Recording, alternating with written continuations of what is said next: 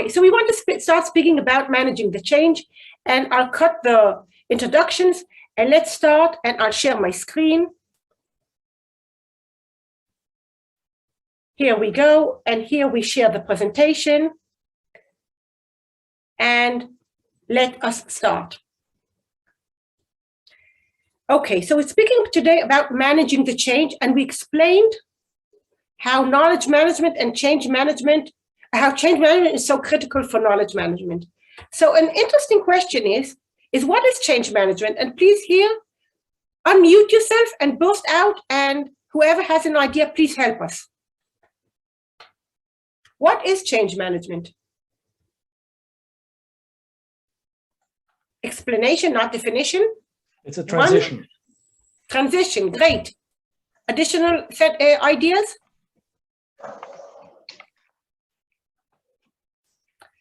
When you're moving from one state to the next.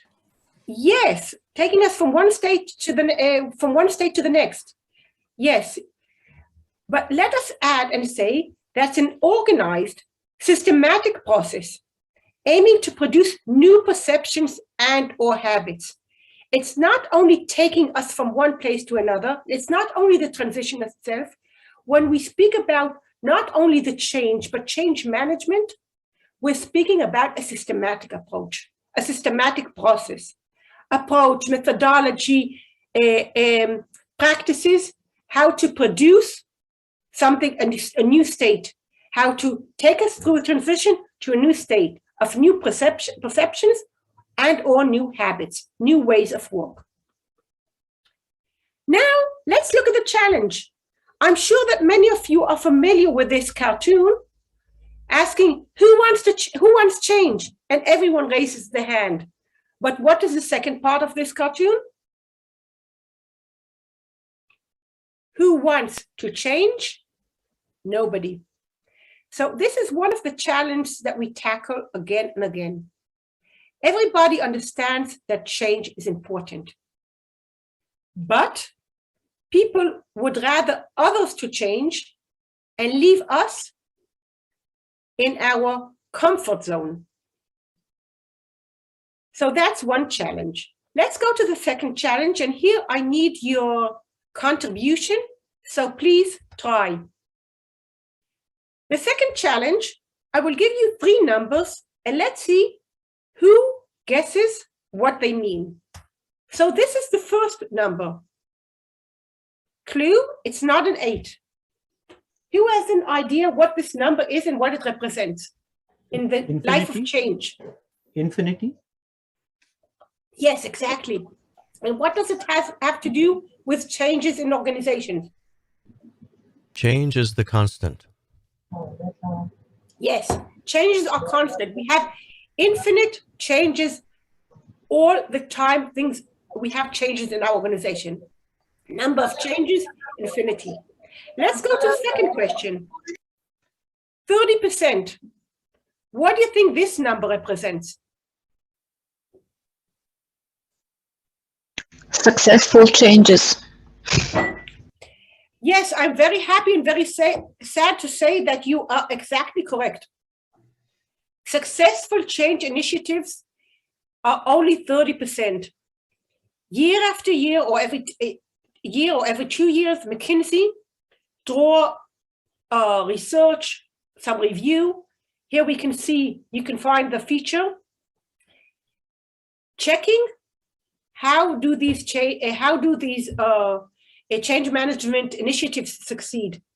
And year after year, even though we have many people writing on it, many thought leaders, many people who even expert on it, we see that the percentage of the successful change initiatives is less than 50%.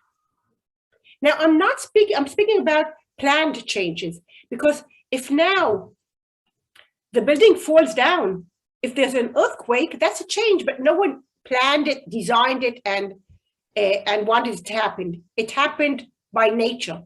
Our people planned changes in organizations, only 30%. Let's go to the last figure. That's the most, I think, difficult one. 1 to 2 months.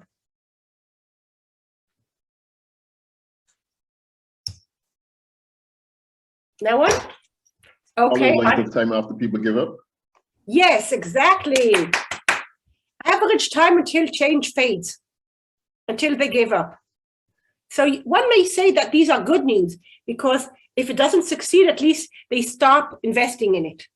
But usually they invest a lot before it starts, before it fades, before it finishes. Yes, McKinsey, see below. Thank you. Thank you, Manfred. Okay, so let's go on. So we understand the challenges with the change. And that was always true.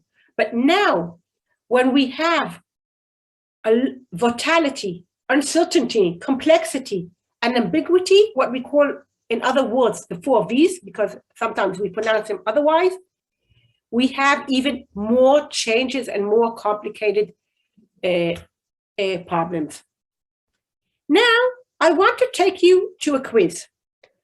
And before I ask the question, we will go through Kotter, who is one of the greatest change thought leaders that we knew. And he spoke about 8 stages of change management. A, create a sense of urgency. 1, create a sense of urgency. 2, build a guiding coalition.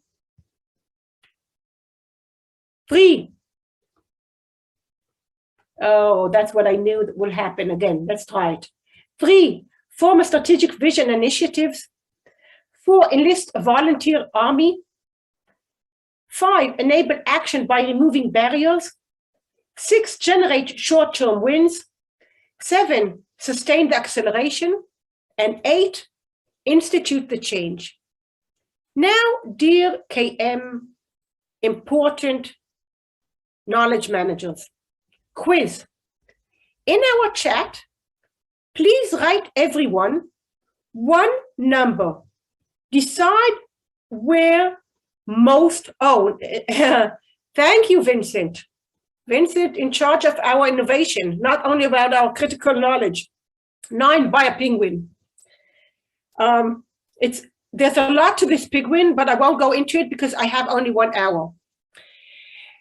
So the question I want to ask you is, where do you think the majority of the organizations get stuck? Where do they stop? Where do they leave the change? So Lynn speaks about 5. We have 1, 1, 1, 7, 1, 6, 3, 5, 1, 7. Go on people. 8, 1, 5, 2, 1, 4, 3. And I didn't prepare us a Menti, so we won't see who is right and who is mistaken. But the bad news are that most organizations, and Kotter found it because he said, you know, I am so known and my methodology is so known. And if I check the 500 Fortune companies, which I work with each one of them, and understand where they fail in the change, he found out that the majority of the organizations, also those that work with him, get stuck on number 1. And these are bad news. And that means, and that's the first tip of today, that it's not only important to have a with him, a what's in it for me, to have a good reason for the change. That goes before we start. We have to create this sense of urgency, because if we won't have a sense of urgency, we won't have the transition. We won't succeed in our change management initiative. Okay, so let's continue because we did it differently. It's important because unsuccess is cause of poor change management, and it has its costs: money, time, poor quality, may one say safety. So there are many bad things. We have many costs because we do not succeed in our change management initiatives. And we need a good methodology. So let's start running. I was speaking about the need. I was even trying to speak, when I speak about knowledge, about change management, about the sense of urgency to do change management, to do it better than we do it today. So some basic assumptions so we can start. First, there's no recipe for change management. There's no recipe that me or anyone else like Carter can give you and say, take it, do it one after the other, run, and you can feel safe. Second assumption, of course, management should be actively involved. It goes without saying. No change, no initiative can work without the commitment of the management, and not only their declared commitment, but them actively being involved in this process. So I have some questions. I don't have time to answer them right now. What are the triggers driving a need of change? Wow. Okay, so let's stop for a minute. Are the tools to define the urgency for change management? Oh, I see that you're speaking one with another. Okay, so continue speaking while I'm speaking here and help one another. And when we get to the end, we'll see what questions were unanswered.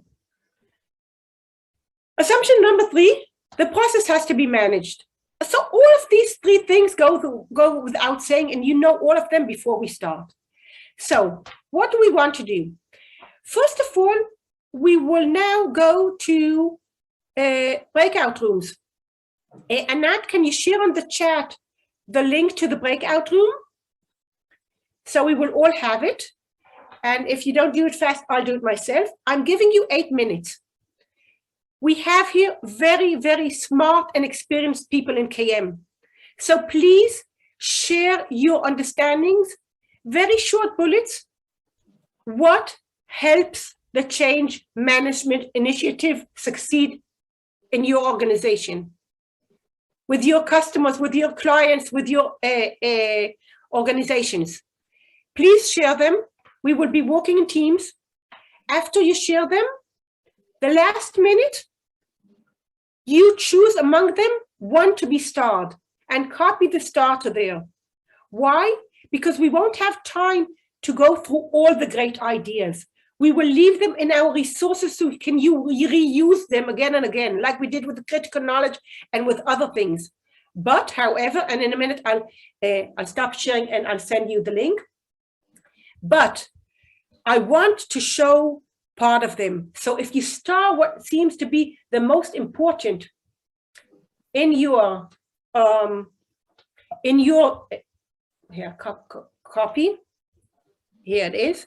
If you share, the one that you seem is more noticeable, more surprising, more important, and you want to share it with us, it will be easier to us to go through all of them and highlight the important ones. So we don't have too much time. So let's go to breakout rooms now. Here we go, breakout rooms. As usual, we have 12 rooms. Introduce yourself, you have 8 minutes. 6-7 minutes to think and to share ideas, 1 minute to vote on them, and then we return. Open all rooms.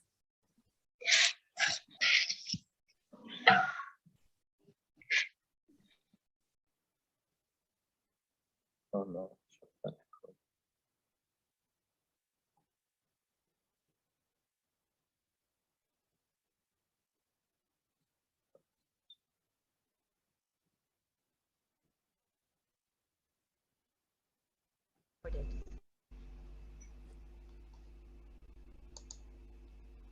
Hi all, thank you for returning. That was a bit brutal, but we're already used to these breakout rooms, and it's a disadvantage, but an advantage at the same time. So I'll share the screen, and let's go through some of the ideas you have starred. So room number 1 didn't star anything, but maybe they wanted to speak about engaged leadership, which I'm still writing. Oh, room number 2 didn't star anything. Where do we find stars? Quick wins and storytelling. That's a great tip. Thank you very much, room number 3. Next time, please add your names. I didn't say so.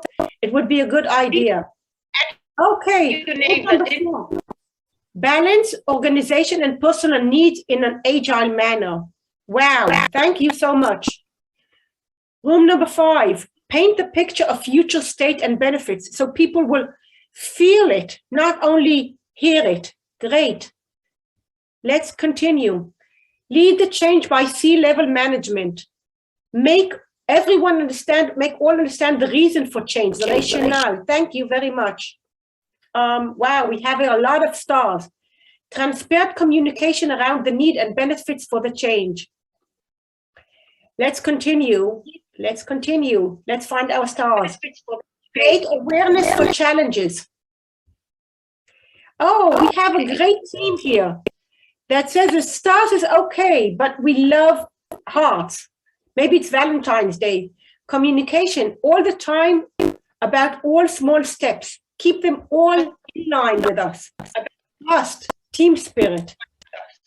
Great. Identify what's in it for me, the with him, and try to solve it as people get engaged with the solutions. Great. I'm going back to room number 1. Identify. No, that's not room 1. Okay, I think that's what we have. Oh, and we have our penguin here. So I think that's what we have from our teams. We have great resources. I think that use them also after the meeting. You know, you have the drive to all breakout sessions. That's part of our shared knowledge, and we will be using it. So I want to share with you my change management toolbox. And that's only part of the time because I try leading time from something that I believe is more important, not the toolbox, rather the change management plan. So first of all, I want to speak about beginning, process, end. So when we start, we need more energy to start. It's like the Chip brothers said, Dan and Chip Heath brothers said, it's like taking an elephant, raising him up, and start moving him, or her, depending what elephant it is. It takes a lot of energy to start.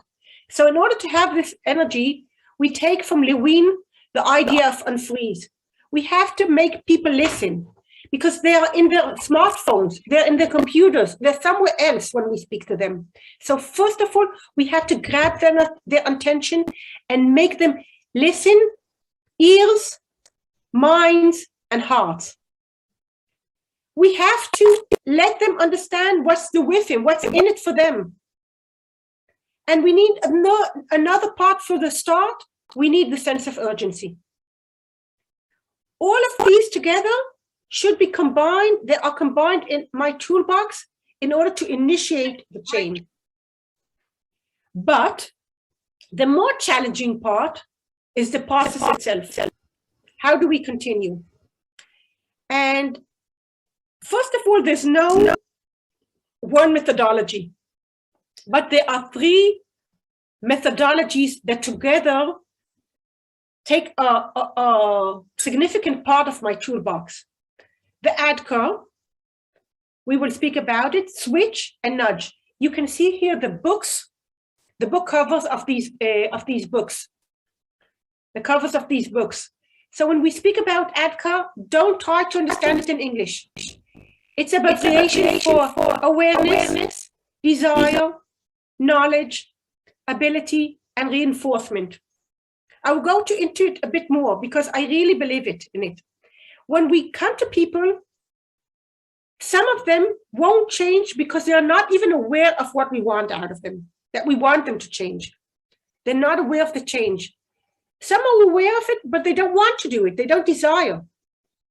There are other people that are missing the knowledge how to do it. There are some that have everything in their mind, but they have a problem translating this understanding into doing. And there is the last ones who have a problem with getting used to it. I'm so used to taking the road and driving in one way that even though someone telling me that a different route is easier, is faster, has less traffic, less cops, whatever, I continue walking reinforcement in the way I used to. Now, I'm sure that all of these are barriers, but what I do in organizations is that I ask myself, and later on we will see to whom and how, what are the main two barriers for those I'm looking at now? Because maybe in 2 months it will be two different ones. And we will give an example later on. And that's where I put my efforts. Because you can't put efforts in all directions at once, because they will lose us and we will lose control. I will continue. I love the Heath brothers.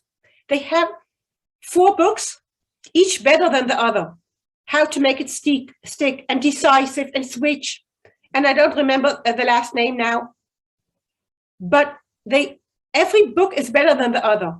And Switch is the most famous one, speaking about when change is hard. And they speak about 3 routes. Of course, the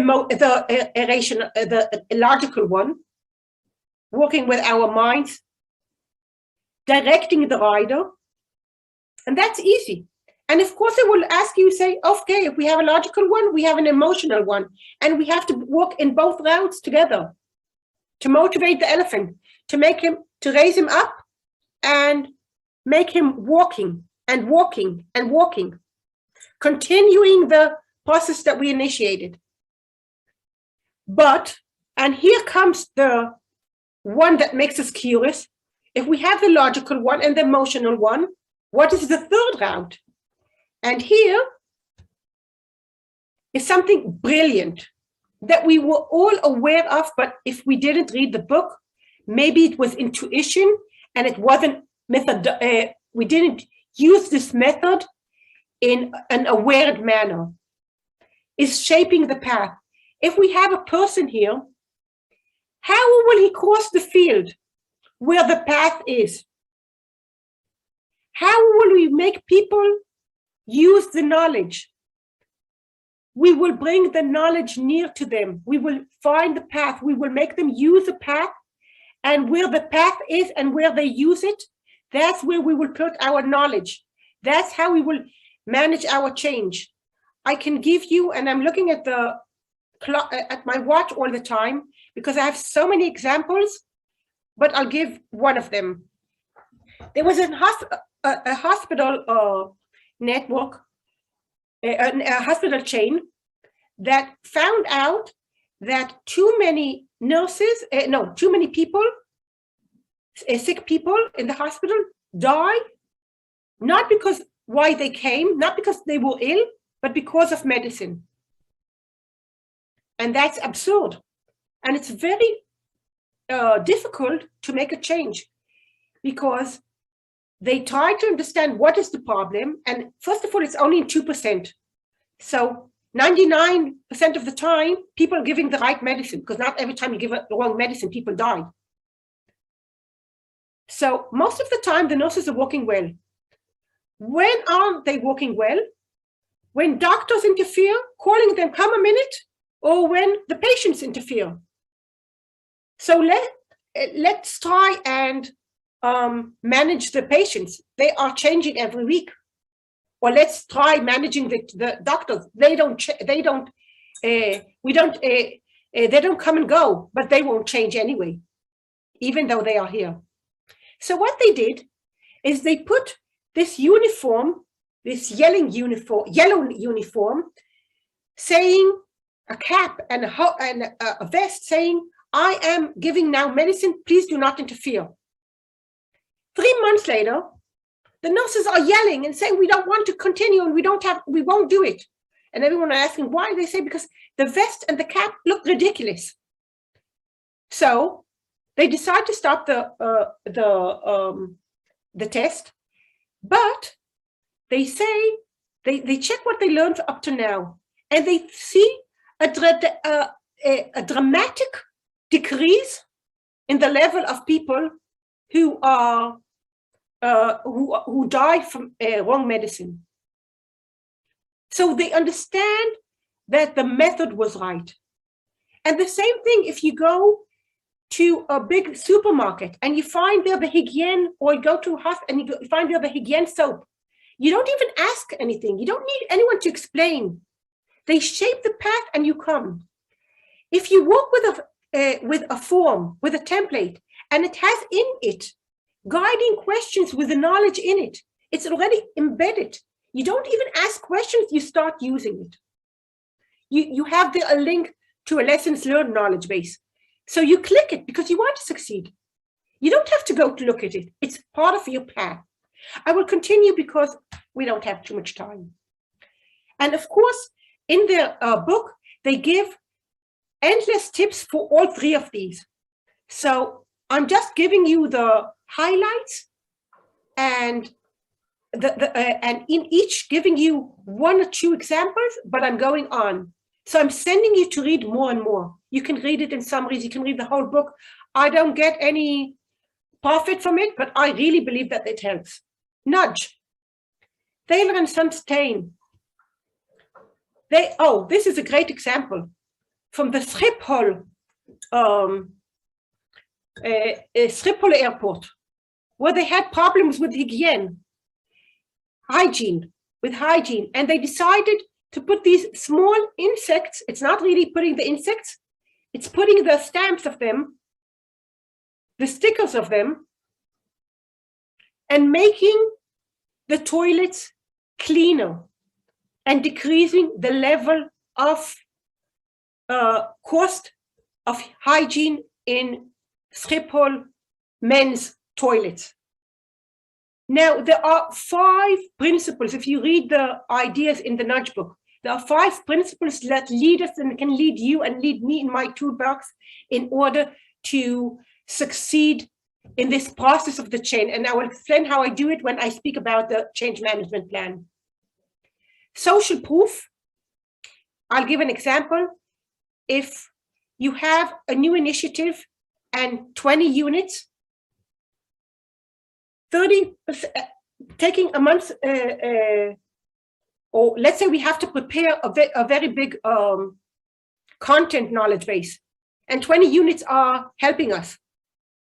So you take a week, and then you send all the management team, the C-suits, or whatever, whoever is relevant, their grades, one after the other, from the best to the worst. How good are they doing in contributing knowledge? Now, always there's someone number 1, and there's always someone who's last. Every one of them, besides the one that's the first, he wants to stay there, want to do a bit better, only to be before the one that is before them, or the one that they compete. And that's social proof. That's how we make them work. We just send them the grades where they are ranked relatively to their friends, to their colleagues, to those who they compete. And next week or next month, everyone's in a better place. So I use it in change management initiatives. Choice architecture. We architect the choice. We simplify the process.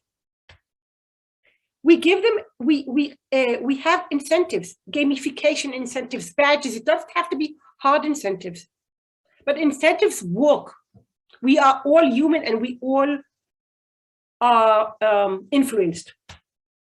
And of course, knowledge. The more we know, it's easier for us to follow the change. Someone of you, one of the rooms has written, give the rationale. If people understand why the change comes, what it benefits, and how it works, and if they understand more knowledge that's relevant to them, they will be more engaged. So I'm not going into all the details, only giving you the principles. The book is not organized by these principles, but you will find them between the lines. And endings, we have a start, we have a beginning, we have process, and we have not one end, but several endings, because we have to divide it into several pieces. In the end, we have to communicate to the outer world, to the organization, to the clients, to the social media, saying, hey, we're having a change and we're succeeding. And these people are doing a great job. Because if you communicate it out, people feel good with themselves. They feel proud with themselves. And last week I saw one of the companies coming up and saying, oh, we have a new Wikipedia on financial terms, and these are those who did the best this month. And they didn't write it in the organization's website, they wrote it on LinkedIn to the whole world. And in Celebrate. Now, why am I saying that's endings and not one end? Because a change management initiative is usually it takes a long period of time. So we spoke about agile, but we have to break it into pieces. Otherwise, you know, like a rope, if it's a very long rope, it tends to bend. Wow, that turned out to be good. It tends to bend. So when we break it into pieces, it's easier to handle, to manage. It's easier to handle. It's easy to celebrate. It's easier to have energy, more energy, and people don't get tired. So these are 3 parts, and the toolbox I use in each one and one of them. And we have to always remember that as good as our initiative is, they won't come by ourselves. We have to work. So now I want to go and share the smart work plan, because I saw so many times that people say, okay, it's all about communication.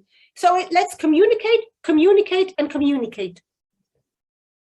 And how can we do it? Oh, we will send a newsletter, and we will send an email, and we will send in a movie, and we will put it on our website, and it's great. But the question is, what do we use for who and how in order for it to succeed? So I want to share a sub-methodology that we developed on it. Step one, identify your target audience groups. And I will give you an example. Let's say we're designing a new intranet, only for the example. So we have 3 target audiences: the users, the SMEs, and the managers. Each one of them, we will have to look at differently, separately, and find the right program for them. Later on, we will integrate it together, but we think for each one of them separately. So for each group, we define our objectives. Let's say we're speaking about our users. So our objective is we really want them to consume the content. We also want them to provide feedback and suggest ideas, but 80% of their work is to consume the content. For example, in this internet. Of course, it may change from organization to organization and need to need. This is only an example to demonstrate the method. It's not even a method, it's a methodology. The SMEs, we have a different objective. We want them to contribute content. We want them to encourage youth. So if users call them, they say, yes, it's a good idea to use the system. Don't ask me. It will be easier if you ask the system, if you look for the information, for the knowledge yourself. And last but not least, managers, what do we want out of them? They're not supposed to consume. They don't really contribute in many cases, just in our example. They have to motivate the employees to use. So this is an example how we define different objectives, and don't write all objectives. Usually try sticking with the 1 to 2 main ones. Let us continue. We analyze the barriers, the challenges for each one and one of these groups. I like to use the ADKAR model to do it. Let's say if I'm speaking about the users, at step 1, when we start working with them, they don't have the awareness, and maybe lots of them don't have the desire for many reasons. They're in a comfort zone, they think they lose something, etc. Later on, we will have to deal with reinforcement. When I'm speaking in 2 levels, I'm asking myself, what will I do maybe in the first month? And what will I do in the next 2 months after? So it's not only important to ask what, but also when. If I look at the SMEs, The barrier is maybe at the beginning, they don't have the knowledge. They're missing the ability. And later on, it's a reinforcement, but it's in a different type of reinforcement.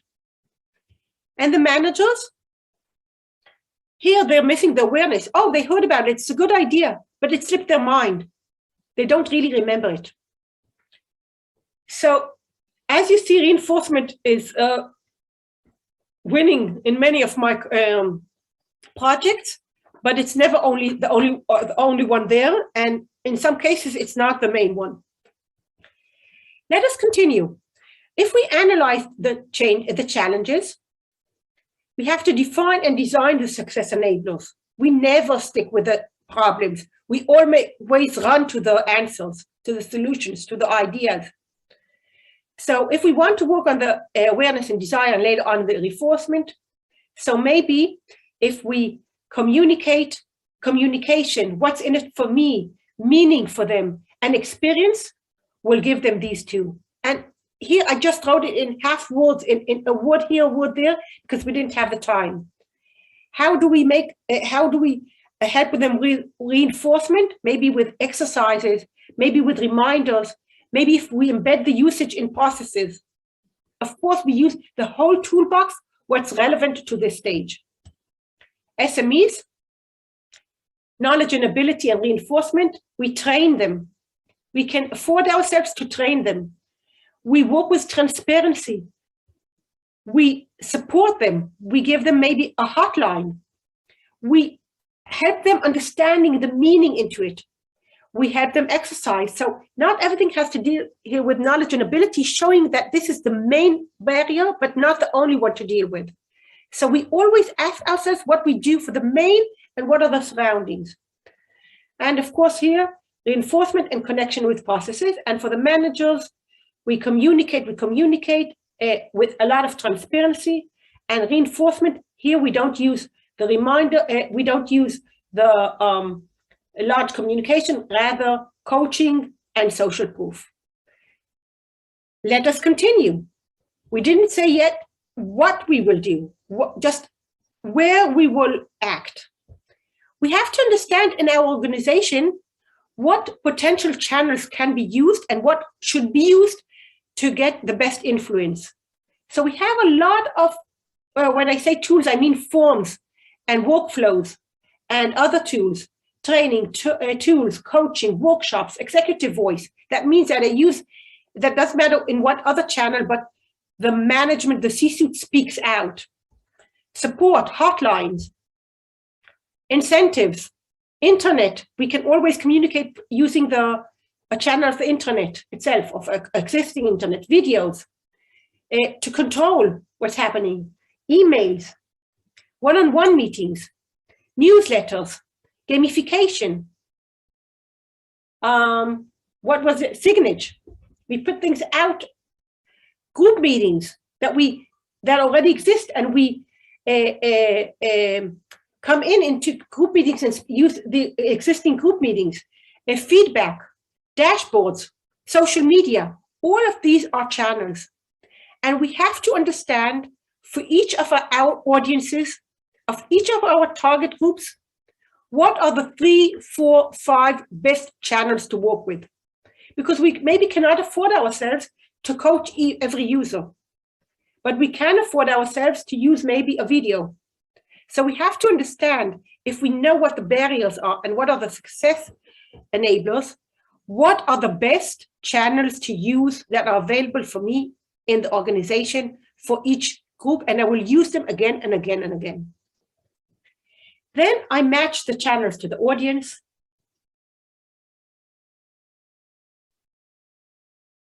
And that's an easy one. And when everything is prepared, I integrate it into a work plan. I like doing it, preparing it, and here I didn't give you the full work plan, just the highlights, because you can go into more and more details. What do I do 2 weeks before? What do I do on the launch date? What do I do 2 weeks after?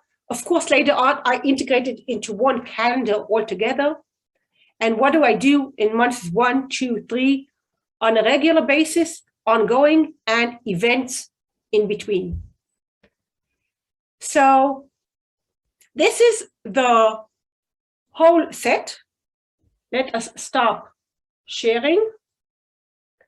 And in these messages, using these channels, I always try using my toolbox, if it's starting, process, or end, and looking in what channel should I use, what should be the most accurate message in order to address the challenge and the target that I have defined.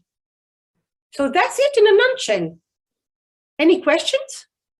Any comments? Any ideas?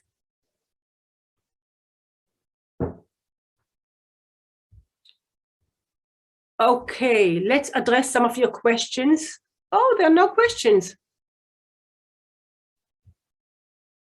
Anyone wants to add something?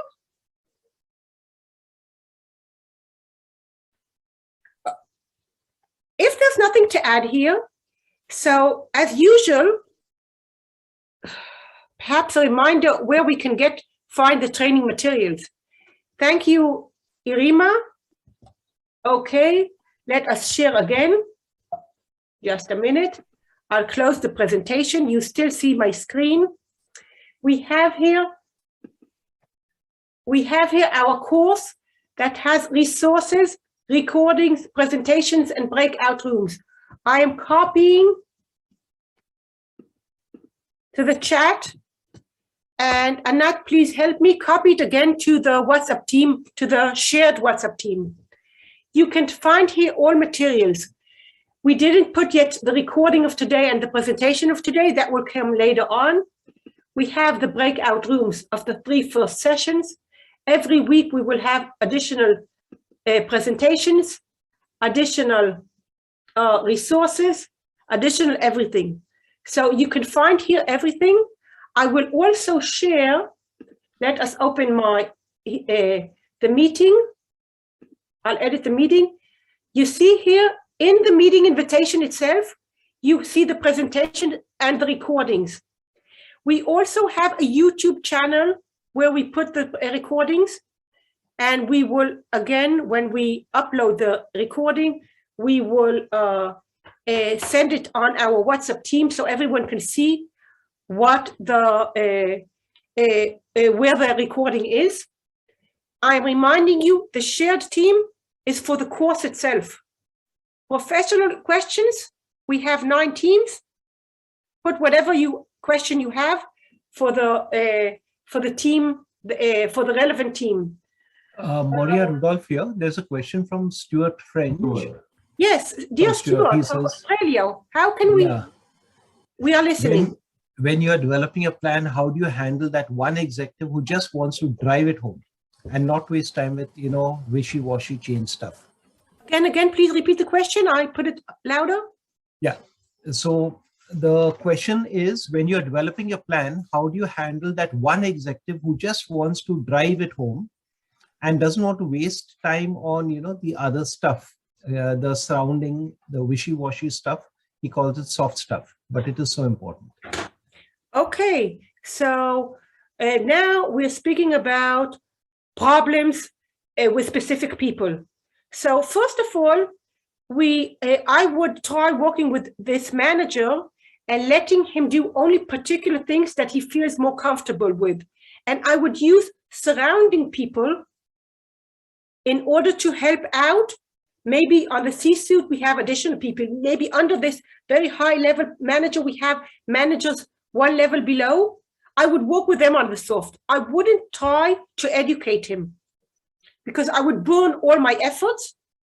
And probably because he's over 8 or over 18, success is not guaranteed. Some would say, or even after 5 years old. So I would try to take his strengths and to build on complementing help. I think that takes us to an end for today. That doesn't end our KM journey. We can still speak about it, ask questions, share ideas. So thank you all, and see you next week.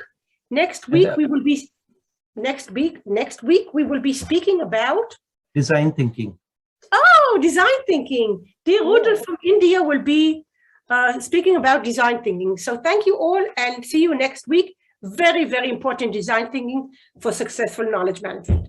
Thank Hi, you very bye. much. Thank you. Thank you, Moria. Bye. It's a very wonderful session. Very nice session. Thank you so much. See you next week. See you next Thank week. you. Wonderful session. Thank you, Maria. Bye, Excellent everyone. session. Thank you. Yeah. Thanks, Maria.